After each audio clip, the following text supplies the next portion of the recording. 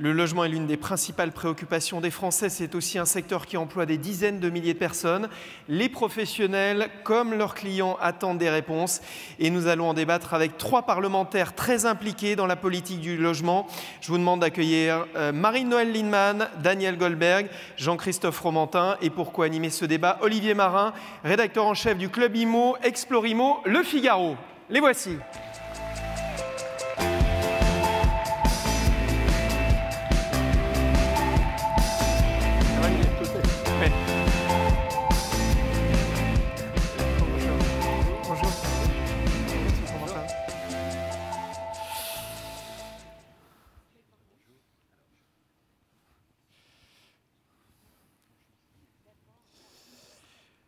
Bonjour à vous tous. Marie-Noëlle Lienemann, ancien ministre, sénatrice des Hauts-de-Seine et rapporteure pour avis sur le budget du logement au Sénat.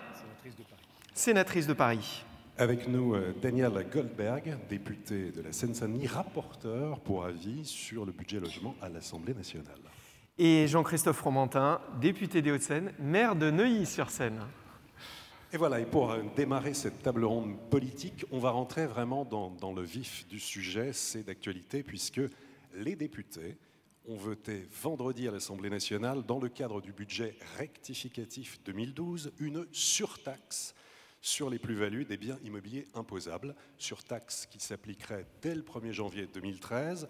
Alors, les plus-values sur les biens immobiliers en dehors de la résidence principale, jusqu'alors taxées à 19%, seraient surtaxées à 2% à partir de 50 000 euros, de 3% à partir de 100 000 euros et jusqu'à 6% pour 250 000 euros. Alors, Jean-François Buet, en tant que président de la FNAIM, je crois que vous avez été très surpris par cette nouveauté fiscale. Oui, très surpris, comme vous pouvez l'être, puisque je crois que malheureusement pour la majorité de mes confrères, la nouvelle, vous la prenez ce matin. Très surpris parce que pas de concertation. Je crois que même malgré nos différents rendez-vous à l'Assemblée et au Sénat, c'est une mesure qui n'a jamais été évoquée. Enfin, je me souviens de nos rendez-vous respectifs. Donc très surpris que cette mesure tombe comme cela. Très surpris aussi de la forme, puisqu'il était question de pourcentages différents et de plafonds différents il y a encore 2 ou 3 jours. Donc très surpris qu'il y ait un manque de concertation. Très surpris aussi qu'une autre mesure qui devait surtaxer les taxes d'habitation des résidences secondaires sous-occupées dans les zones tendues soit annoncée, discutée, modifiée, puis retirée. En définitive, extrêmement surpris de ce yo-yo, de cette façon de procéder, sans concertation, je l'ai dit, mais surtout sans étude d'impact. En fait, ma première question, c'est est-ce qu'on va savoir ce que ça rapporte vraiment? Parce que finalement, on donne des chiffres, mais on a beaucoup d'interrogations. Et aussi, moi, je déplore... Nous savons tous que les finances de ce pays sont dans une situation difficile et nous sommes concitoyens responsables et chefs d'entreprise responsables avec des salariés sous notre responsabilité. Mais pour autant, on manque d'une vraie lisibilité de cette politique fiscale. En plus, il y a des effets d'annonce. Et là, aujourd'hui, on est sur un marché qui est bloqué. On est sur un marché qui subit des difficultés graves avec des pertes d'emploi importantes, des drames familiaux à la clé, tout ça parce qu'il y a un manque de pérennité dans les mesures qui sont prises. Marie-Noëlle Lienemann, cette surtaxe, est-ce qu'elle est opportune? Est-ce qu'elle est légitime? Alors, nous n'avions pas proposé, nous les parlementaires, ce type de surtaxe, mais nous avions proposé une autre taxe sur les transactions immobilières, puisque Daniel Goldberg à l'Assemblée nationale, puis moi au Sénat, nous avions déposé une taxe sur les transactions immobilières dépassant un certain seuil au mètre carré. Ouais. Vous êtes surprise donc aussi de cette surtaxe? Nous avons découvert, parce que nos amendements ont été retoqués par le gouvernement. Daniel avait proposé que c'était autour de 9 000, hein, la taxe se déclenchait au mètre carré. Et comme il n'avait pas obtenu satisfaction parce qu'on lui disait qu'il taxait trop à un niveau bas, j'avais proposé à 10 000. 10 000 euros du mètre carré, c'est quand même un marché assez limité.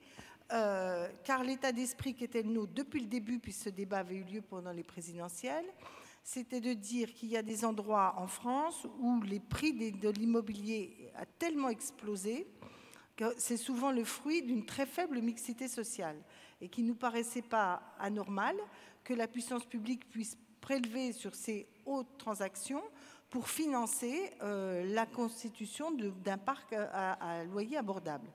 Mais manifestement, ce qui était retenu par le gouvernement n'est pas tout à fait la même chose. Pour ma part, je le regrette parce que je pense que c'était plus lisible, plus simple et ça pouvait s'inscrire dans la durée, moins perturbateur peut-être pour le marché. En tout cas, cette réforme, nous l'avons découvert assez rapidement, comme d'ailleurs le fameux PLFR là, sur les crédits d'impôt, la TVA, etc. Je pense que le gouvernement s'est senti dans l'obligation de prendre des mesures rapides au regard de la pression internationale sur la nécessité de réformes structurelles. Et en tout cas, sur ce sujet-là, je ne suis pas sûre qu'on ait encore un cadre qui apparaisse comme assez définitif pour être, si je puis dire, une stratégie pérenne. En tout cas, je partage votre point de vue. Au regard de la crise actuelle, nous avons besoin maintenant que le gouvernement fixe sur l'ensemble des champs du logement et de l'immobilier une stratégie pour les 5 ans à venir. Merci. Jean-Christophe Fromentin, votre avis sur cette surtaxe, déjà? Plutôt sur une approche générale. Je pense que l'immobilier est à la croisée de plusieurs enjeux. Un enjeu, bien entendu, de logement, un enjeu économique au sens de la construction et un enjeu financier au sens de l'exposition fiscale de tout ce qui gravite autour de l'immobilier. Et donc il est tentant de finalement, au nom d'un paramètre, agir sur l'autre, c'est-à-dire au nom de la mixité sociale, agir sur la fiscalité, avec un impact sur la construction, ou jouer finalement cette trilogie dans différentes configurations. Et je rejoins Marie-Noëlle Lienemann et le président de l'AFNAIM sur cette idée de dire qu'il faut que dans ces différents axes, le gouvernement affiche plus clairement une doctrine. Il est normal qu'un gouvernement ait une doctrine en matière de logement. On la comprend, on l'a vu apparaître au travers des récents débats sur la loi SRU. Il est logique que le gouvernement ait en matière de dynamique économique, d'impulsion, d'effet de levier économique, une doctrine. On a besoin de la voir davantage. Elle n'est pas claire et il ne faudrait pas que justement cette absence de clarté génère un amalgame des confusions et une faible lisibilité des politiques qui sont menées. Il est logique également que dans une période où les finances publiques sont difficiles, il y ait une doctrine fiscale. Et là aussi, il faut que cette doctrine fiscale soit peut-être plus lisible. Donc, pour moi, j'ai aussi la même interrogation, c'est de dire, mais dites, bon, après, tout peut se débattre, tout peut se comprendre, tout peut se critiquer aussi. Bon. Mais au moins, soyons clairs, quand on voit arriver les résidences secondaires, tac, tout d'un coup, alors qu'on va parler d'aménagement du territoire dans quelques mois, et on sait à quel point la désertification est un problème, quand on parle de la relance de l'économie, et puis on est sur le point de taxer finalement le bâtiment en mettant des freins dans cette problématique de l'immobilier. Voilà, j'ai aussi besoin d'éclaircissements entre finalement un univers, celui de l'immobilier, qui est à la croisée de grandes politiques publiques et sur lequel les choses doivent être clairement explicitées avant d'en débattre et avant de voter, le cas échéant, à l'Assemblée nationale ou au Sénat. Daniel Goldberg, est-ce que le gouvernement fait fausse route ? Je ne dirais pas que le gouvernement fait fausse route, mais moi je rejoins un peu ce qui a été dit à la fois par Marie-Noëlle Lienemann et Jean-Christophe Fromentin. C'est-à-dire que nous sommes un peu à la croisée des chemins concernant ce que l'on souhaite faire aujourd'hui dans ce pays, à la fois pour répondre à ce qu'on appelle la crise du logement. Moi j'ai toujours du mal à parler de crise du logement quand ça fait 30 ans ou je ne sais pas combien, au moins 30 ans que l'on parle de crise pour se loger dans ce pays, où en même temps on a un secteur économique fort qui est en grande détresse aujourd'hui. Donc je pense qu'il est temps aujourd'hui que les parlementaires, les élus locaux le gouvernement, les professionnels du secteur, nous prenions un peu le temps de nous poser et que nous soyons plutôt dans une logique de plan de relance de l'ensemble du secteur. Nous pouvons discuter d'un certain nombre de mesures, celles qu'attendent les professionnels qui sont ici représentés, et merci de m'avoir permis de participer à cet échange avec vous, mais aussi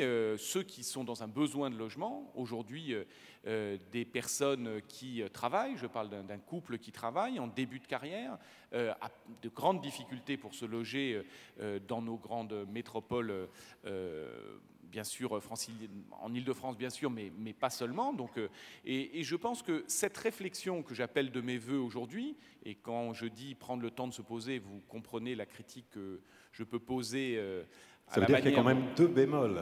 Non, à la manière dont le débat s'est déroulé à l'Assemblée nationale la semaine dernière, c'est que je pense aussi que cette difficulté à se loger et cette difficulté que connaît votre secteur handicapent fortement la fameuse compétitivité dont on parle beaucoup en France. Si on compare beaucoup, comment dire, la France et l'Allemagne, mais la difficulté pour se loger en France n'a aucune commune mesure avec la difficulté ou la relative facilité, par exemple, pour les salariés, notamment, à se loger en Allemagne. Alors, c'est lié à des questions démographiques, bien entendu, mais pas seulement. Et donc, je pense qu'il est temps, aujourd'hui, d'aller plus avant sur le sujet. Je dis quand même que les députés de la majorité n'ont pas été insensibles aux critiques qui pouvaient avoir lieu, se mener sur le dispositif qui était prévu par le gouvernement, parce qu'il a été fortement corrigé, sans doute pas suffisamment, mais fortement corrigé, et notamment on ne parle plus de cette taxe additionnelle sur les résidences secondaires liée à la taxe d'habitation. Autre projet de loi sur la mobilisation justement du foncier public en faveur du logement et le renforcement des obligations de production de logement social. Loi SRU relevée, on le sait, et puis cession des terrains de l'État pouvant aller jusqu'à la gratuité. Est-ce que ça va dans le bon sens, Jean-Christophe Fromentin? Et oui, je pense qu'à partir du moment où l'État donne un objectif fort aux collectivités, il est normal que l'État montre l'exemple. Et donc si l'État a des terrains disponibles ou des bâtiments disponibles, qu'il le mette sur la table et puis qu'on puisse... Pour autant, et moi je pense que les terrains disponibles ne sont pas dans les zones qui posent le plus de difficultés. Dans ma commune, à Neuilly, on a recensé du coup les terrains de l'État disponibles, il y a 26 mètres carrés. Pardon, donc, typiquement chez vous, à Neuilly-sur-Seine, vous allez construire plus de logements sociaux? Non, mais voilà, la question que vous posez, mais je ne peux pas. Voilà, c'est clair, je ne peux pas. Pour différentes raisons. Pourquoi? Quels sont les leviers pour faire du logement social ou pas d'ailleurs? Moi, à Neuilly, vous noterez que 75% de tout ce qui se construit, c'est du logement social. Ça montre bien que ce n'est pas une dynamique résidentielle qui s'oppose à une dynamique de logement social, c'est tout simplement une situation, une configuration territoriale qui ne nous permet pas de faire du logement social pour 3 ou 4 raisons. 1, il n'y a pas de foncier, il y a 0 foncier. On recensait les délaissés de l'État, il y a 26 mètres carrés de délaissés comme ça, donc c'est pas là-dessus qu'on va faire du logement social. 2, il n'y a pas de renouvellement urbain. Le taux de rotation est de 0,004%. C'est-à-dire qu'il y a un bâti de bonne qualité en multipropriété, donc il n'y a pas d'opération de turnover, il n'y a pas de roulement sur l'immobilier. La troisième situation, c'est que quand bien même on a des opérations préemptables, et il y en a, heureusement, ce qui nous permet quand même d'avancer un peu. L'État nous dit non, nous on ne peut pas rentrer financièrement sur cette opération puisque c'est des tarifs de 7, 8, 10 000 euros le mètre carré et que pour vous donner là aussi un chiffre, la moyenne de l'investissement, des subventions sur le logement social dans le département doit être d'à peu près un peu moins de 1 000 euros à Neuilly. Pour faire du logement social, c'est plus de 50 000 euros de subvention qu'il faut mettre à chaque fois.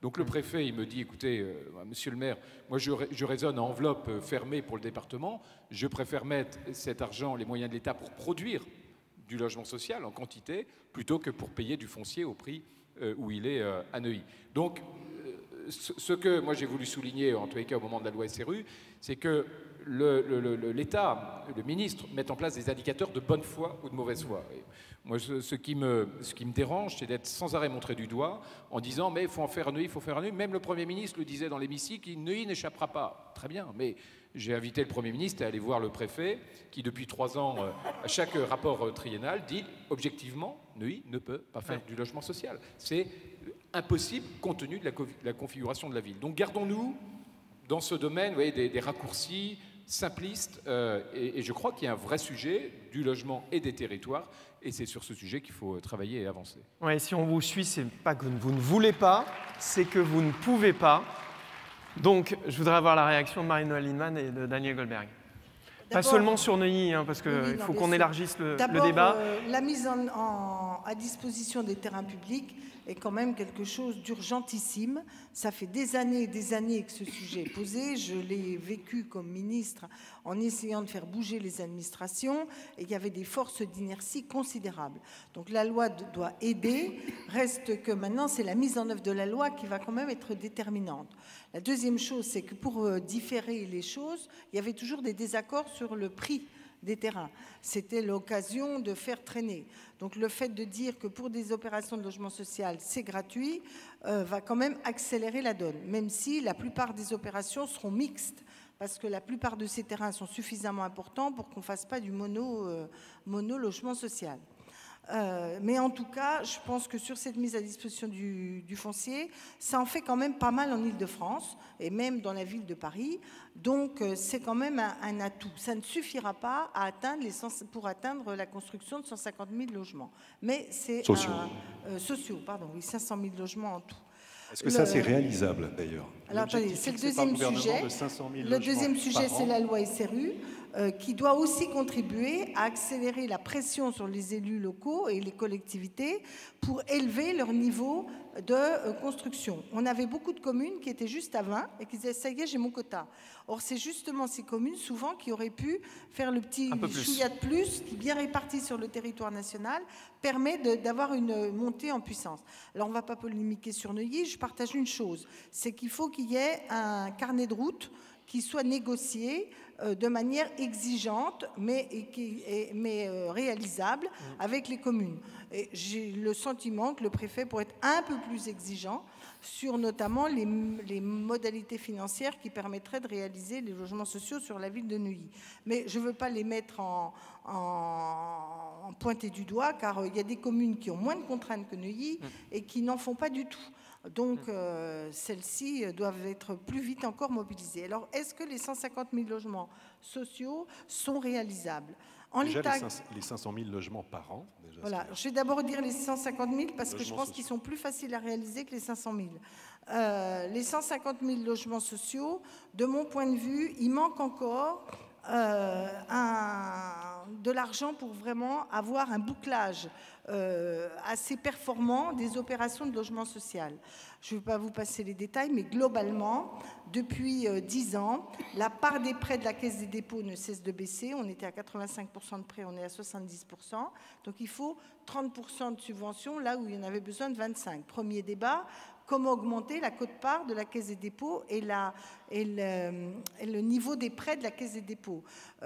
Nous plaidons, en tout cas au HLM, et je crois qu'on est beaucoup de parlementaires, et d'ailleurs le rapport sur le livret A le dit, il y a certainement des marges de manœuvre sur la rémunération des réseaux bancaires sur le livret A, et si on baissait un petit peu de, par exemple, 0,2 le prêt de la Caisse des dépôts, on aurait là un effet booster non négligeable. Le deuxième volet, et pour moi c'est l'urgentissime décision, c'est pour ça que je réagissais quand Daniel disait qu'il faut se poser, il y a des choses qui sont urgentissimes. Remettre la TVA à 5 pour le logement social, pour les travaux d'économie d'énergie qui sont très économes en énergie, me paraît une absolue et urgente nécessité. Et donc, je pense qu'il faut qu'on se mobilise là-dessus, et pour le bâtiment, et pour le logement, et pour le pouvoir d'achat de nos concitoyens. Alors, sur ça, si on avait la TVA à 5, et pour peu en plus qu'on ait une amélioration du prêt de la caisse, je pense que les conditions objectives sont atteintes pour qu'on les réalise. En revanche, les 500 000 est un objectif plus complexe à atteindre, et c'est là où on a besoin d'une stratégie gouvernementale plus claire. D'abord, quand même, faire une petite remarque sur les avantages fiscaux passés. Dans le budget de cette année, il reste 1,4 milliard à payer de la fameuse loi TEPA. 1,4 milliard sur le budget de cette année, c'est le 11e poste budgétaire fiscal de la loi de finances. Et c'est pour du passé. Donc les avantages fiscaux, il faut les penser dans la durée. Se rajoute à ça 900 millions pour le cellier qu'on paye encore. 2,3 milliards sont déjà complètement obérés par les engagements passés. Donc les avantages fiscaux, ils ont aussi cet inconvénient de nous, c'est de l'endettement caché, hein, il faut bien le dire la plupart du temps. Alors reste que, qu'est-ce qu'on peut faire pour les 500 000 ? Le Premier ministre avait indiqué au Congrès HLM qu'il allait organiser une table ronde avec les institutionnels, les mutuelles, les assurances, etc., qui, pendant un moment, ont eu l'obligation légale de faire du logement intermédiaire, d'avoir dans leur portefeuille du logement intermédiaire. Il me semble que c'est urgent qu'on remette les institutionnels sur la production d'intermédiaires, parce qu'en plus, ça diversifierait leur portefeuille, qui est beaucoup en obligations étrangères, et ce ne serait pas mauvais pour l'économie française. Ça pourrait être un élément. Le deuxième, c'est l'accession à la propriété. Et c'est là où je pense, bon, le recentrage du PTZ me paraît une bonne chose. Reste qu'il y a le débat sur le PTZ ancien, au moins sur un PTZ ancien très ciblé sur des niveaux d'achat qui soient raisonnables et que ça n'entrevienne pas l'accroissement des prix. Et je veux terminer là-dessus, où Daniel m'a paraît avoir tout à fait raison, c'est qu'il faut se poser sur comment on a des outils de régulation fiscale. Pas simplement des outils de recettes fiscales, mais de régulation des prix. Parce que si les prix du logement, de l'immobilier, ne baissent pas, ou en tout cas n'augmentent pas, parce que ce serait dramatique, nous perdons en compétitivité, en pouvoir d'achat, et on plombe l'économie française. Maintenant, tout le monde est d'accord là-dessus. Alors, il aurait mieux valu ne pas laisser monter. Maintenant, il faut quand même trouver les moyens d'une pause et d'avoir une stratégie fiscale qui soit aussi une stratégie de régulation des prix. Président Buet, votre réaction sur cette stratégie fiscale et sur ces deux objectifs, 500 000 logements par an, 150 000 logements sociaux. Plein de réactions. D'abord, je crois qu'on parle tout le temps de taxes et de taxes. Et le gouvernement, malheureusement, ne montre pas l'exemple. Les gouvernements, malheureusement, n'ont pas montré l'exemple sur les économies. Je veux dire aussi que on parle de la relance. La taxe, c'est bien, mais s'il n'y a plus d'assiette, il n'y aura pas de résultat. Et pour qu'il y ait une assiette, il faut qu'il y ait une relance. Donc, tous les moyens sont bons. Aujourd'hui, sur les terrains, puisqu'on parlait des terrains, il y a une évolution de la fiscalité des plus-values sur les terrains à bâtir qui me semble pas cohérente avec les enjeux qui ont été mis en place. On a par exemple une fiscalité qui va changer au 1er janvier, et on sait que pour créer le choc d'offres, on veut dans un premier temps une fiscalité plus souple, et puis après passer à un deuxième stade. Sauf que pour la cession de ces terrains à bâtir, il faut que les sous-seins privés soient signés et enregistrés avant 31 décembre 2012. Personne ne le sait.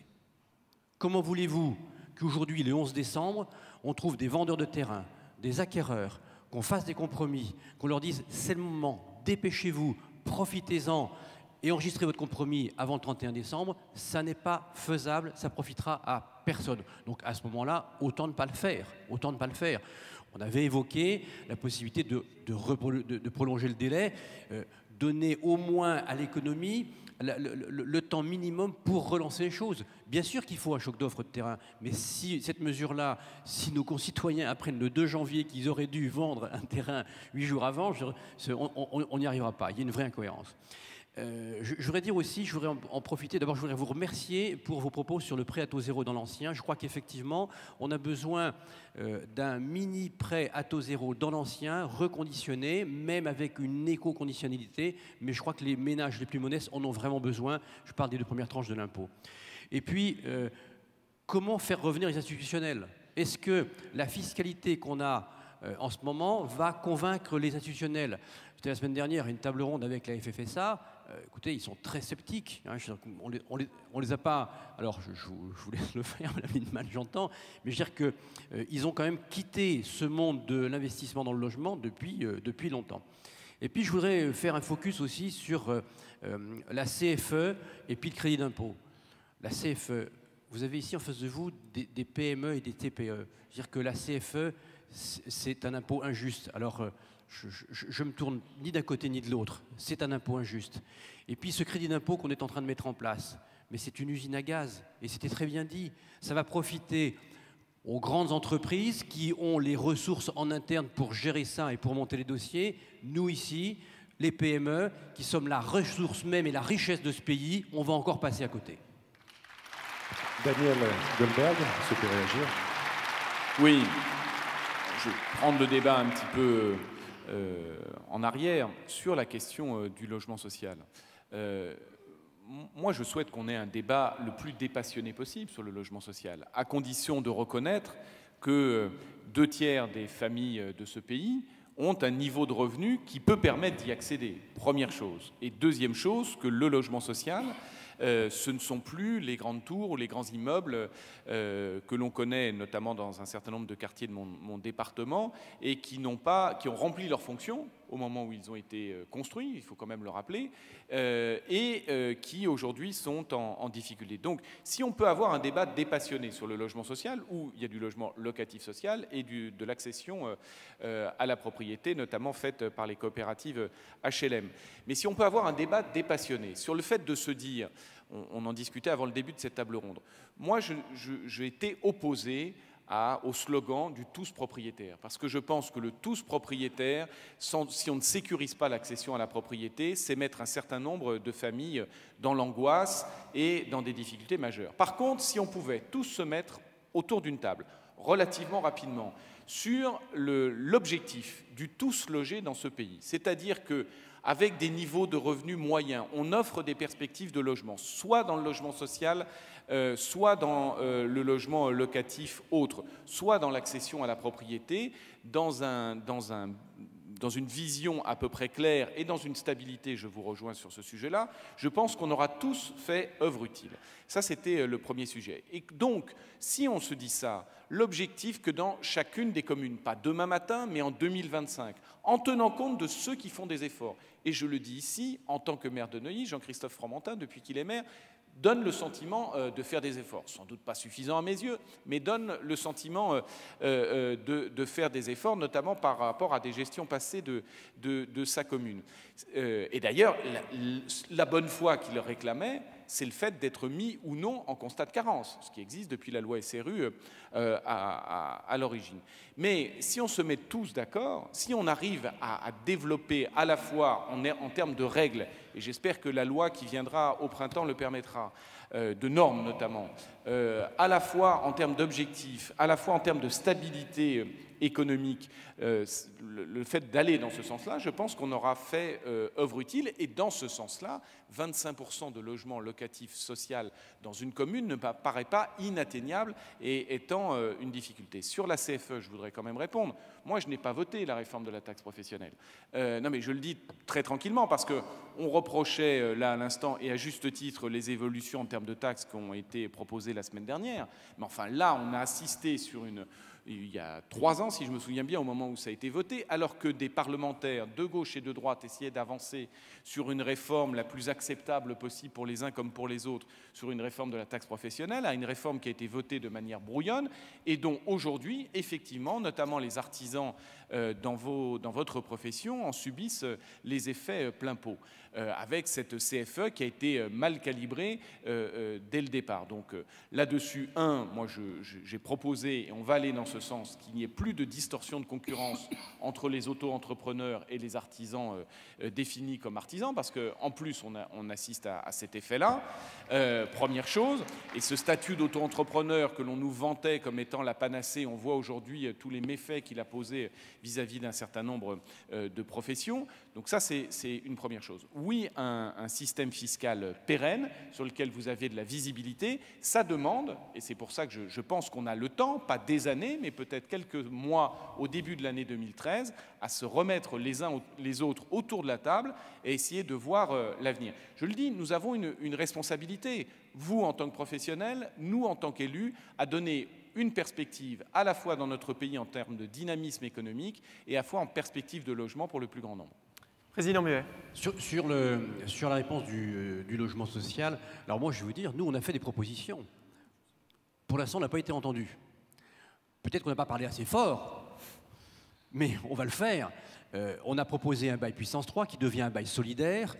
On a vraiment la conviction intime qu'il y a dans le logement privé du logement social.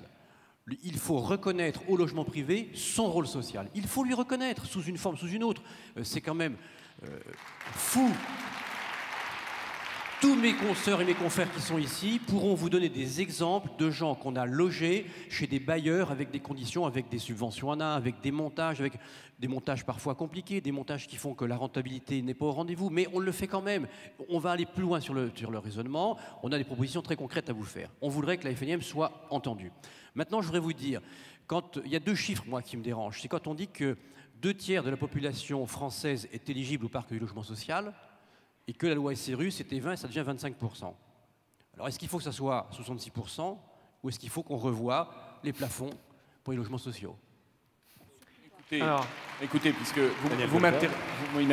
vous m'interrogez là-dessus, je pense qu'il ne faut pas caricaturer non plus le débat. Il y a 2/3 des familles françaises qui sont en gros éligibles au logement social, mais pour moi, le logement social n'est pas le logement des plus pauvres, y compris si on veut éviter des phénomènes de ghettoisation au deux bouts de la chaîne, à la fois dans les villes, dans les quartiers les plus populaires, comme dans les quartiers les plus favorisés. Et c'est ce phénomène de ghettoisation, notamment dans les grandes métropoles franciliennes et en région, auquel nous assistons et qui détruit une partie du pacte social. Je rappelle que dans les immeubles haussmanniens, bien sûr, tout le monde n'habitait pas dans les mêmes conditions, entre la chambre de bonne et l'immeuble et le 2e ou le 3e étage qui était d'un niveau social supérieur, mais tout le monde habitait au même endroit et le même quartier. Et ça change quand même la donne. Aujourd'hui, on a assisté au fur et à mesure des années à une spécialisation spatiale et sociale qui mine, y compris la vie très concrète de notre pays. Et c'est à cela que nous pouvons lutter ensemble. Sur ce que vous disiez à l'instant, je pense que si nous voulons continuer d'avoir des quartiers les plus équilibrés possibles et lutter contre les déséquilibres qui pèsent sur notre développement, je ne crois pas qu'il faille changer le seuil d'éligibilité au logement social. Par contre, nous devons être en situation de permettre cette rotation, cette fluidité qui n'existe plus aujourd'hui. Mais ça nécessite que des familles qui sont entrés à un moment de leur parcours résidentiel dans le logement social, puissent en sortir. Or, la marche est bien trop importante aujourd'hui. Et dans ce parcours... Oui. Marie-Noëlle Lienemann, peut-être un mot. J'insiste très lourdement sur le fait que c'est un faux débat, l'histoire des plafonds de ressources dans le logement social. Parce qu'aujourd'hui, les 3/4 de ceux qui rentrent dans le logement social sont même en dessous de ce qu'on appelle le seuil PLAI. Donc, de toute façon, ce n'est pas la floraison de gens de milieu moyen dans les logements sociaux qui pose des problèmes. En revanche, il faut considérer qu'il faut cette mixité autant que faire se peut. Et si c'était un vrai problème, on n'aurait pas le manque qu'il y a aujourd'hui du créneau du logement intermédiaire abordable. Parce qu'aujourd'hui, entre le niveau du logement social et le niveau du libre, l'écart est considérable dans les zones tendues. Donc, de mon point de vue, si on doit faire un effort dans le secteur privé, bien sûr, ils ont un rôle social, le privé, à la marge. Moi, je viens d'une région, le Nord-Pas-de-Calais, où le privé a toujours eu un rôle social. Alors, j'enlève dans les chiffres du privé faisant du social tout l'habitat insalubre, parce qu'évidemment, ça fait du chiffre, mais enfin, c'est quand même pas la bonne méthode. Mais ce n'est pas le cas de tous, pas le cas de tous. En revanche, ce qui manque, c'est l'intermédiaire abordable. Et c'est celui-là qu'on n'arrive pas à produire, parce que c'est celui-là qui donnerait la continuité pour ceux qui le souhaitent dans le parc social de quitter le logement social. Toute une série de gens ne le peuvent plus, soit parce que l'accession est trop chère pour eux, que les produits ne sont pas suffisamment bien adaptés pour l'accession sociale, soit parce qu'il manque ce créneau-là. Donc, alors, quand vous parlez des institutionnels, je sais bien, mais il est sûr que quand il y avait les produits financiers dérivés, c'est sûr que la pierre, elle ne pouvait pas concurrencer. Et si on reste dans ce mécanisme, même après-guerre, il a fallu une loi par le général de Gaulle qui oblige, parce qu'après-guerre, il y avait d'autres placements financiers plus rentables. Donc moi, je veux bien les banques, les assurances, etc. Mais on leur impose des tas de critères avec BAL 3. On peut très bien leur imposer des critères d'avoir dans leur parc des biens qui sont solides, qui ont effectivement l'inconvénient de ne pas être ce qu'on appelle liquide facilement. Donc on peut travailler sur ce qu'on peut, si je puis dire, rendre liquide le placement. Ça, il y a des outils qui existent. Mais je pense qu'il faut les obliger. Parce que je pense que l'initiative privée pur sucre par des avantages fiscaux elle a montré ses limites. Je rappelle qu'ailleurs en Europe, il n'y a pas eu de Besson, de Robien et autres, et qu'on a artificiellement solvabilisé des gens, et qu'aujourd'hui, on a le record des dépenses consacrées au logement dans l'Union européenne. On a 40% de certains smicards qui payent 40% de leur salaire pour se loger. Et bien, c'est autant de moins pour l'économie réelle productive. Donc, moi, c'est pas nouveau ce que je dis, je l'ai dit d'ailleurs moi-même à mon propre gouvernement, nous n'avons pas de politique contracyclique qui régule les prix dans ce pays. Alors, on donne de temps en temps des avantages fiscaux, c'est lié, pourquoi pas 2 ans, on était en pleine crise. Mais comment durer pendant des années? Et maintenant, ça coûte une ruine et ça a augmenté les prix. Donc, je dis, il faut penser long terme en matière de régulation. Jean-François Buet, long terme. Oui, je voulais dire 2 choses.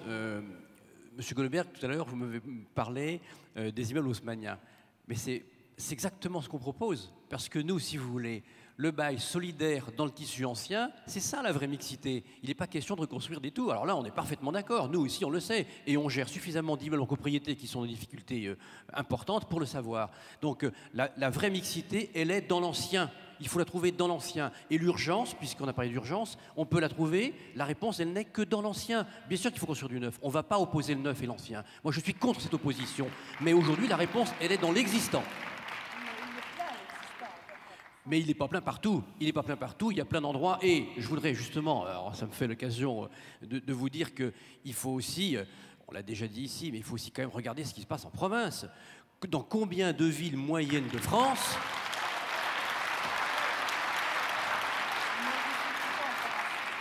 Mais non, mais aujourd'hui, en province, il y a plein d'endroits où il y a de la vacance dans le parc social, où il y a des logements en surabondance et où il y a un déséquilibre notoire. Donc ce n'est pas du tout la même chose que ce qui se passe ici. Pourquoi aujourd'hui continuer de favoriser ces constructions de logements sociaux dans des endroits où il n'y en a pas forcément besoin? Pourquoi aujourd'hui laisser... Et pourquoi voter contre un amendement qui permettrait de faire sortir du parc social des gens qui gagnent 2 fois le plafond de revenu du logement social? Et Jean-Christophe Fromentin, oui. Et peut-être aussi parler de l'accession à la propriété. Mais peu importe. Aussi. Mais c'est moins de 0,2% sur l'ensemble du parc. Et ça n'est pas justement dans les villes de province dont vous parlez. Mais il y a d'ailleurs des mesures, puisque petit à petit, ils payent le même loyer que le marché autour. Donc là, c'est vraiment... ce que je vais vous dire sur le parc privé, le parc vacant. J'ai été à Moutier. Moutier dans Savoie. Inutile de vous dire que c'est pas très tendu, parce que c'est dans la vallée, c'est pas dans la partie sport d'hiver. Donc, je vais inaugurer dans l'ancienne maison presbytériale une opération où il y a du logement social tout près de la mairie, etc. Et je discute, le maire n'est pas de mon bord, il est UMP, et les acteurs, tout le monde sont d'accord. Pourquoi? Il y a des logements vacants HLM à Moutier. Sauf que c'est ceux qui ont été construits dans le village olympique de l'époque, qui sont des passoires thermiques avec des tours complètement désuètes. Donc il faut les démolir parce que ça coûte une ruine en charge par rapport au loyer et parce que par ailleurs c'est dans un univers urbain totalement inadapté. Alors moi je veux bien qu'on dise, mais je me pose la même question, combien il y a de celliers vides? À Montauban, à Lannemezan, c'est pas les HLM qu'on en fait trop. Donc, il y a des parcs vacants par inadaptation des programmations.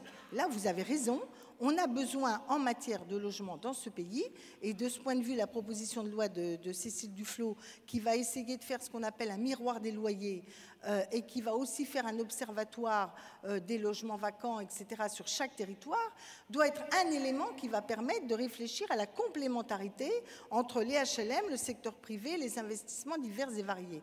On a aujourd'hui une grande opacité sur les territoires pour avoir... Alors, je ne parle pas de la région parisienne, car moi, je suis en province quasiment 1 fois par semaine. Donc, demain, je suis à Bordeaux, donc je vois des choses très variées. Je vous dis simplement... la question n'est pas la concurrence entre le parc social HLM et le parc privé locatif. C'est la complémentarité. Et dans le parc privé locatif, pour moi, un des maillons manquants, c'est la garantie, ce que j'ai toujours appelé la garantie de logement, la GLU, garantie locative universelle, c'est-à-dire d'être sûr pour le bailleur qui touche son loyer. Être sûr que quand il retrouve son appartement, on prend en charge s'il y avait des détériorations, les coûts, Et il ne s'agit pas de faire un boni pour les mauvais payeurs, puisque, évidemment, on doit se retourner contre les mauvais payeurs.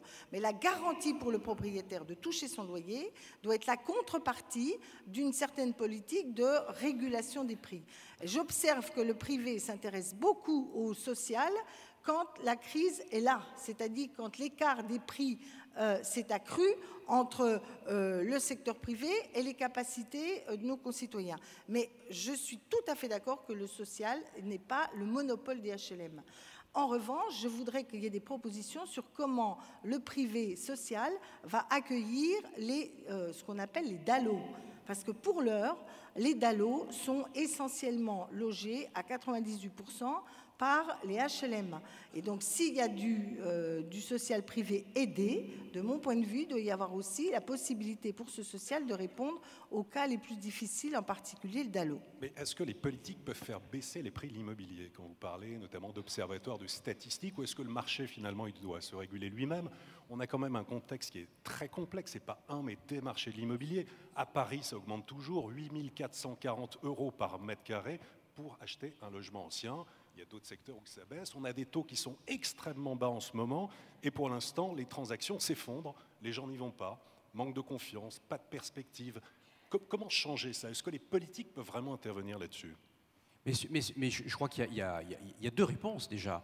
C'est premièrement, responsabiliser les locataires.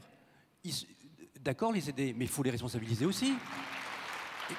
Et puis, mais alors, vous savez, Madame Lienemann, malheureusement, on sait que dans ce pays, 2/3 du marché de la gestion locative échappent aux professionnels qui sont des intermédiaires qui ont régulièrement ce rôle de mettre en accord les gens. 2/3 du marché. C'est énorme, c'est énorme.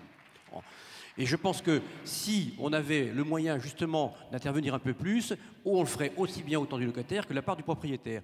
Mais il faut donner aussi des garanties aux propriétaires. Et le problème, c'est le traitement social. Parce que c'est bien joli, sauf qu'aujourd'hui, on a un traitement social quand il y a un dysfonctionnement qui est beaucoup trop long à se mettre en place. Et on sait tous ici dans cette salle que c'est le premier mois qu'il faut réagir. On le sait, dans le parc qu'on gère, c'est le premier mois où on prend une disposition sitôt qu'il y a un impayé. Donc le traitement social, la responsabilité du locataire et garantir le bailleur.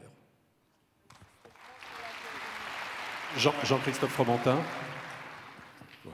Non, je vais pas revenir sur les deux idées qui étaient développées tout à l'heure, mais qui sont complémentaires sur le parcours. Moi, je crois qu'il y a un vrai problème de parcours. À la fois, je pense que les surloyers de solidarité ne sont pas dissuasifs, donc n'incitent pas ceux qui sont dans du logement social et qui ont dépassé de loin les plafonds à bouger, et ça ne bouge pas parce qu'il n'y a pas effectivement de logement intermédiaire, de configuration de logement qui permettent de franchir ce pas d'un logement complètement social à un logement complètement privé. Moi, je voudrais revenir sur l'aspect aménagement du territoire. On a trop tendance finalement à raisonner par rapport au prisme parisien, Grand Paris, métropole, zone tendue. La France, et si on prend un tout petit peu de recul, la France, c'est pas Paris. La France, c'est des grandes métropoles, d'autres grandes métropoles, c'est des villes moyennes, mais malgré tout, malheureusement, un schéma qui fait converger tout vers Paris. Moi, quand je vois des maires de villes moyennes qui me disent vivement, et qui sont à 500 km de Paris, vivement qu'on ait le TGV qui nous amène directement à Paris. J'ai envie de leur dire, mais non, vivement que vous ayez le train régional qui vous emmène à 20 minutes de Nantes, de Bordeaux, de Lyon ou de Marseille. Parce qu'il faut considérer que ces métropoles régionales à vocation européenne, sans doute pivot, sont à prendre en compte dans une reconfiguration de nos territoires et de nos dynamiques de territoire. Et pour autant, si on considère ça, on a des villes moyennes à reconnecter à ces métropoles et on a à réinvestir, en fin de compte, davantage, mieux, de façon peut-être plus réfléchie dans la mondialisation, le territoire français. Comment? En considérant, et j'espère que le projet de loi sur l'acte 3 de la décentralisation ira par là, ira vers cette position, c'est avoir davantage desserrer les taux, desserrer la ceinture sur Paris et donner un poids, donner des marges de manœuvre à des grandes métropoles en France. De travailler un schéma de mobilité pour que finalement tout un tas de villes moyennes où il y a des disponibilités en termes de logement se trouvent à maximum 1 heure d'une métropole.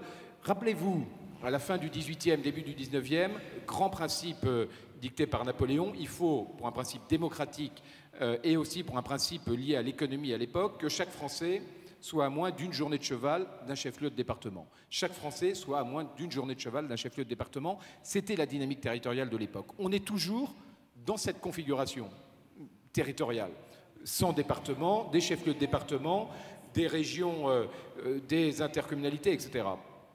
Est-ce qu'on ne devrait pas se poser la question de dire il faudra demain que chaque Français soit à moins d'une heure, par exemple, d'une métropole connectée au monde?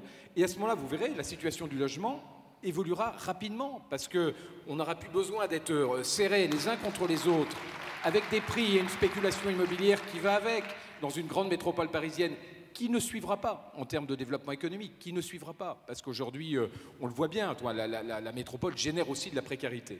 Et on aurait tout avantage à raisonner et à travailler le sujet de l'immobilier et du logement dans une acception, dans une ambition, dans une perspective de réaménagement du territoire qui donne plus de poids, plus de pouvoir, qui amène plus de considération sur des grandes métropoles régionales humaines et qui reconfigure des mobilités pour raccourcir finalement, pour tout Français, la distance entre là où il habite, une ville moyenne, et une métropole régionale connectée au monde. Si on met le logement dans cette perspective, on résoudra bien des problèmes et ne nous mettons pas dans le risque d'un débat parisiano-Grand Paris centralisateur qui finalement nous amène, et c'est pour ça que moi j'ai regretté la deuxième loi SRU de Mme Duflot, c'est que j'avais compris que le gouvernement avait, en matière d'aménagement du territoire, une ambition décentralisatrice.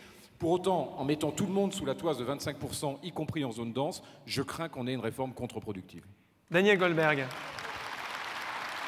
J'ai un regret dans cette table ronde, c'est que Jean-Christophe Fromentin n'était pas député quand le projet de loi sur le Grand Paris, dit Grand Paris, a été discuté à l'Assemblée nationale, parce que c'est justement tout l'échange qu'on avait avec le gouvernement à ce moment-là, et notamment celui dans ce gouvernement qui portait ce projet de loi, et tout en étant élu francilien, je pense que l'aspiration vers un Grand Paris qui prendrait tout le dynamisme, y compris des régions limitrophes de la sphère parisienne, serait contre-productive. Donc, j'ai pas de souci de ce côté-là.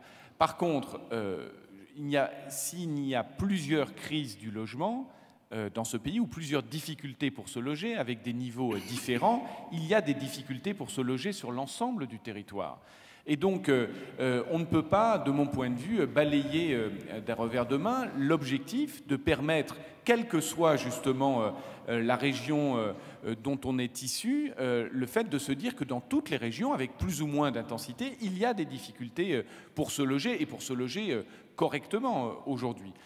D'où le fait qu'il faut inventer sans doute, ou en tout cas développer plus qu'inventer, des mécanismes tels que ce que nous appelons la règle du 3 tiers bâti, c'est-à-dire que dans un même ensemble de construction, on puisse avoir à la fois du logement social, du logement locatif libre et de l'accession à la propriété.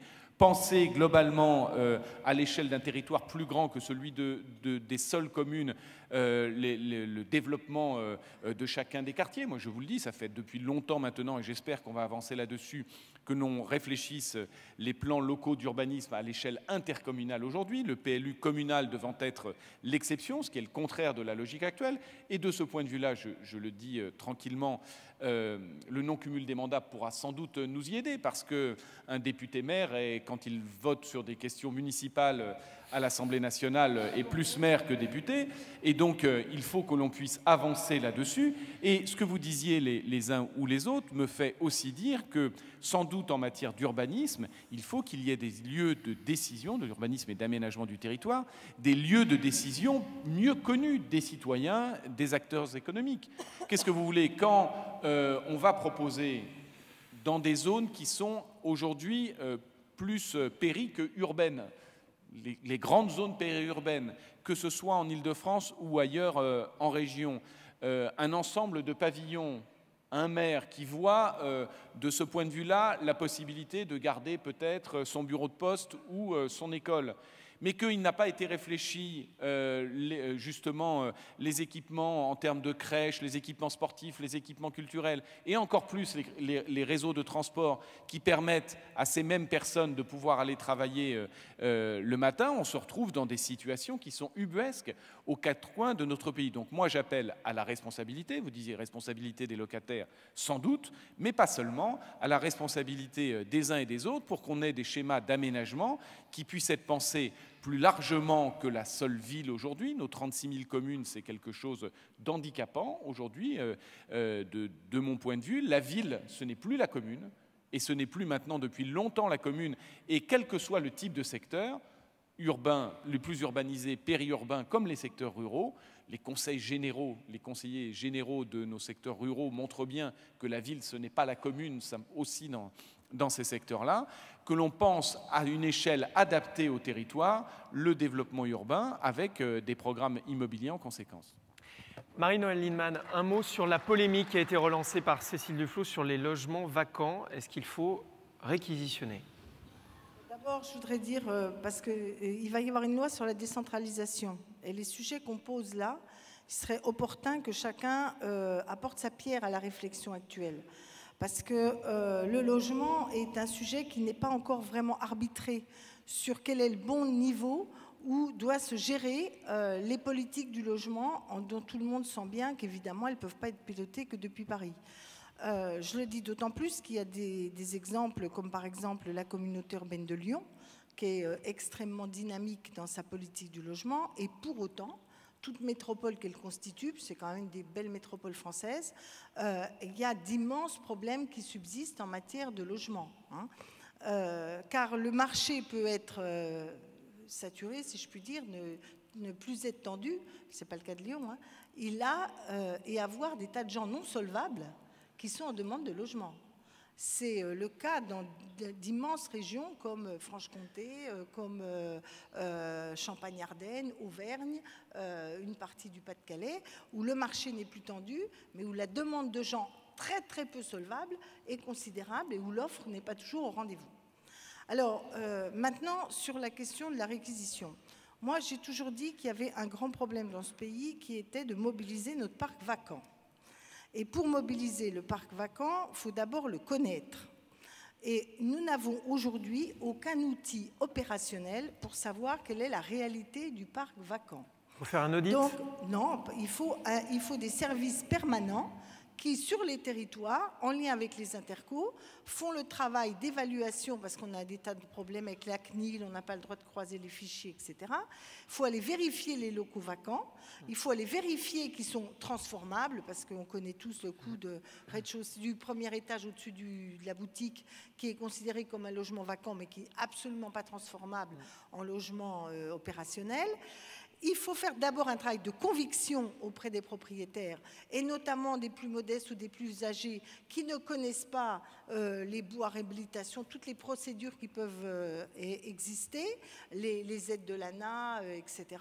Et utiliser uniquement la réquisition, dont je rappelle que pour la loi qui a été votée, elle ne touche que les institutionnels, les SCI, c'est-à-dire les personnes morales et pas les personnes privées, de n'utiliser la loi de réquisition que comme l'épée de Damoclès, quand manifestement il y a une mauvaise volonté des propriétaires avec une rétention de biens vide inutilement. Alors moi j'ai vu des expériences où une fois qu'on menaçait de réquisitionner, le bien était soit vendu, soit loué, soit se dénouait soudainement des héritages qui n'arrivaient pas à se dénouer. J'ai même vu des notaires m'appeler pour me dire « Vous ne pourriez pas, Madame le maire, ça c'était quand j'étais maire, essayer de déclencher une menace de réquisition parce que ça va accélérer enfin un règlement d'héritage. » Donc pour moi, la réquisition, c'est l'épée de Damoclès ultime quand on a fait tout le travail qu'il faut impérativement faire sur chacune des grandes agglos de ce pays. Je ne parle pas des zones rurales où les zones très détendues, où l'habitat vide est parfois un peu difficile à résoudre. Donc je ne suis pas du tout hostile à la réquisition, mais à condition que ce ne soit pas un coût de temps en temps, mais bien une stratégie de reconquête des logements vacants avec d'autres outils qui sont nécessaires.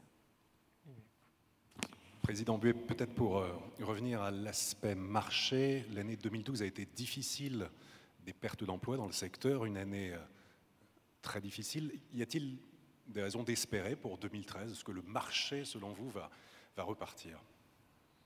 Écoutez, on n'a pas beaucoup de signes aujourd'hui, même si les taux d'intérêt sont extrêmement bas, même si les prix ont arrêté leur hausse intempestive et que dans certains endroits, ils ont même commencé d'amorcer une baisse. Ceci étant, avant de répondre à la question, je voudrais revenir juste au propos précédent de Marie-Noëlle Lienemann sur la vacance, la réquisition. Moi, je souhaite, là aussi, qu'on utilise les bons mots. C'est-à-dire que, malheureusement, dans l'esprit des Français, on ne se fait pas bien comprendre parce que la vacance, quand on parle de la vacance, on ne parle pas de la vacance, on parle de la rétention. La vacance, c'est des logements que nous avons alloués pour lesquels on n'a pas de preneur, pour nous. La vacance, c'est des logements que nous avons à vendre et pour l'instant, ils sont en vente, il n'y a pas encore d'acquéreur, ils sont vacants. Pour nous, la vacance, c'est ça. C'est des logements pour lesquels nous avons forcément un mandat du propriétaire, vendeur ou bailleur, pour trouver une solution et pour mettre quelqu'un qui va aller se loger et loger sa famille dans ce logement. Par contre, pour nous, la rétention, ce sont des gens qui ne sont pas clients chez nous. Ce sont des gens qui veulent ni louer, ni vendre, qui sont en dehors du schéma économique et que nous ne voyons jamais. Alors, moi, je veux bien vous aider, si vous nous aidez à faire le distinguo, et si on appelle rétention, rétention, et vacances, vacances. Parce que on y gagnera tous en compréhension. Hein, on y gagnera tous en compréhension. Ça me semble essentiel et pas polémique. Je crois que sur le marché, bon, malheureusement, moi je veux bien, je ne suis pas pour la méthode Coué, hein, vous savez, je crois qu'il faut être lucide. Cette année, on va avoir perdu près de 10 000 emplois dans nos entreprises qui font de la transaction immobilière. Moi, je ne demande pas de pleurer sur les agences immobilières. On est chef d'entreprise, on est responsable, on est citoyen, on a choisi d'être commerçant, on assume cette responsabilité, c'est normal. Pour autant, moi, je suis là pour les aider. Et le problème, c'est qu'aujourd'hui, je ne vois pas beaucoup de signes pour nous aider, pour aider en tout cas les concitoyens à se loger, à trouver des solutions. Je vais donner un exemple qui m'est arrivé il n'y a pas très longtemps, où je loge une jeune femme séparée, divorcée, avec un enfant à charge, qui sort du logement social et qui veut devenir primo-accédant.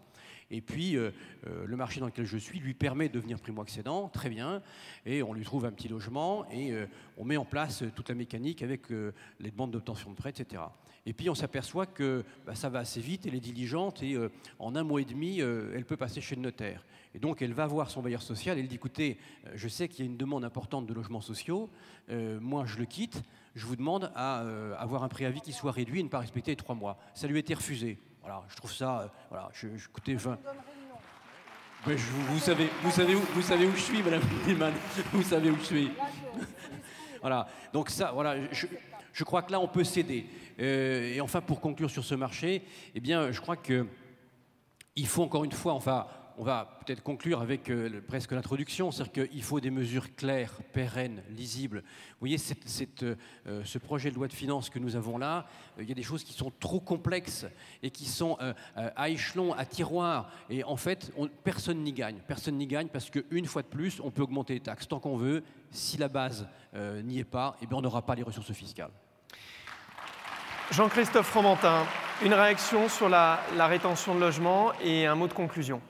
Oui, moi je voudrais qu'on fasse quand même extrêmement attention avec cette idée de réquisition et d'intervention de l'État sur le patrimoine privé. Et on est dans un pays, on est quand même un pays de liberté. Le logement, c'est une compétence de l'État. Je ne comprendrais pas que l'État, finalement, se déverse son impossibilité d'agir ou son incompétence ou ses lacunes en privant les uns et les autres de la possibilité d'avoir un logement libre. Et, attention quand même à ne pas attenter à la liberté de propriété. On a besoin d'investisseurs dans le domaine de l'immobilier, on a besoin d'investisseurs dans le domaine économique, on a besoin d'investisseurs dans des start-up, on a besoin de gens qui prennent des risques. Cette prise de risque, elle est consubstantielle d'un principe aussi de liberté par rapport à son patrimoine. Donc que dans des situations d'urgence, il y ait une intervention, pourquoi pas, on est tous sensibles, bien entendu, à ces situations d'urgence. Installer un observatoire, un Big Brother du logement libre, vous voyez, moi, ça me fait extrêmement peur, parce qu'on va avoir un sentiment de recul, de distance de beaucoup de petits investisseurs, de petits propriétaires qui doivent conserver un droit, s'ils le veulent, en attendant qu'un de leurs enfants revienne de l'étranger pour habiter à un appartement, en attendant une décision qui est une décision de leur vie également. Il peut se passer plein de choses dans la vie, mais attention à ne pas faire mettre cette épée de Damoclès sur le logement libre. Je crois qu'on tuerait un principe fondamental qui est celui de liberté de patrimoine, liberté de propriété. Daniel Goldberg. Daniel Goldberg, une conclusion. Oui. Une conclusion. Enfin, n'affolons pas tout le monde. Tous ceux qui ont une chambre de bonne pour loger leurs enfants de retour d'études à l'étranger ne vont pas être réquisitionnés sous une forme soviétique. Bon. Donc ce n'est pas ça. Par contre, chacun sait aussi qu'il y a des grands propriétaires institutionnels qui ont des logements ou des immeubles aujourd'hui dont ils ne font rien en attendant des jours meilleurs pour pouvoir, y compris faire de la spéculation dessus. Et aujourd'hui, la liberté, elle commande aussi de la responsabilité. Et je sais qu'à la Libération, il y a eu une volonté d'obliger, par exemple, un certain nombre de propriétaires terriens à cultiver leurs terres en disant qu'on avait besoin de nourrir notre pays. Alors bien heureusement, nous ne sommes pas dans les mêmes conditions, mais néanmoins, quand on a presque 2 millions de demandeurs de logement inscrits dans notre pays, pas personne, mais 2 millions de dossiers, entre guillemets, de familles, qui sont dans cette situation-là, ne pas se donner la possibilité d'obliger quelque part, et moi je vois ça plutôt comme une épée de Damoclès que comme le fait d'aller changer les serrures demain matin d'un certain nombre d'immeubles, de se dire, écoutez, ça n'est plus acceptable pour un certain nombre d'investisseurs, de grands investisseurs, de laisser libre ces logements, ces immeubles en attendant des jours économiques meilleurs. Je trouve qu'on est très loin de ce qui fait finalement la Déclaration des droits de l'homme de notre pays. Le bien social doit être fondé sur l'utilité commune. Ça, c'était la première chose. La deuxième chose, c'est qu'il faut, encore une fois, que l'on se mette d'accord, les uns les autres, acteurs économiques, élus, sur ce que l'on souhaite. Est-ce que l'on souhaite se donner une perspective, pas demain matin, pas au 1er janvier, dans 5 ans, dans 10 ans peut-être, d'avoir avancé sur cette difficulté de se loger, y compris pour des gens qui travaillent aujourd'hui. Je pense malheureusement que les années passées n'ont pas permis cela, et je souhaite pouvoir contribuer avec d'autres, et je l'appelle tous ceux qui sont dans cette salle à y contribuer pour les années à venir. Marie-Noëlle Lienemann, en quelques secondes. Voilà, premièrement, conclusion. Je voudrais dire que sur le marché, il a été artificiellement entretenu. Puisque beaucoup de gens ici sont certainement pour le marché en France a été artificiellement solvabilisé. Du coup, il y a une hausse des prix qui est décalée par rapport aux capacités contributives du pays. Donc moi, je dis, si on veut faire revenir le marché, il ne faut surtout pas donner d'aide fiscale, parce qu'il faut laisser faire le rapport entre la solvabilité des gens et l'offre qui va leur être faite en face. Donc, pour ma part, je pense que pour une large part, c'est le marché qui doit faire, sauf sur des créneaux où il y a manifestement une solvabilité extrêmement réduite des gens. Donc, les aides fiscales hyper ciblées et pas des aides fiscales généralisées. En revanche, on a besoin de ces aides fiscales hyper ciblées. Je parlais du PTZ dans l'ancien, etc. Deuxièmement, on n'a pas parlé de BAL 3. Il se trouve qu'étant président de la Fédération des coop HLM, on travaille d'ailleurs beaucoup en province, beaucoup moins en région Île-de-France, nous avons des programmes où nous avons des acquéreurs. Il y a 3 mois, 6 mois, 1 an, ils n'auraient eu aucun problème alors que les taux d'intérêt étaient plus élevés. Mais les critères de solvabilité de BAL 3 qui imposent d'avoir 20% d'apport initial fait que toute une partie de ces gens qui étaient jusqu'à présent solvables ne le sont plus. Et donc, vous avez vu qu'aux États-Unis, ils ont refusé de se conformer aux règles de BAL 3, qu'ils ont trouvées trop malthusiennes pour une part. Alors, il ne faut pas tomber dans le cas américain, mais il me semble qu'entre la réflexion sur comment on accompagne cette exigence de BAL 3, soit on la contourne pour certains cas, soit on crée des outils Je pense en particulier au différé du PTZ, puisque vous savez que le prêt à taux zéro est considéré comme un apport initial. Si on fait un différé très, très long, ça donne et de la solvabilité pour l'acquéreur et ça lève les handicaps de Bâle 3. Donc je pense qu'effectivement, dans tout ce panel-là, il va falloir penser à rendre réellement solvables ceux qui pourraient normalement pouvoir acquérir une propriété. Merci Marie-Noëlle Lienemann, merci à vous tous. C'était un débat passionnant et le débat va continuer entre vous à l'Assemblée nationale et au Sénat. Merci. Merci beaucoup.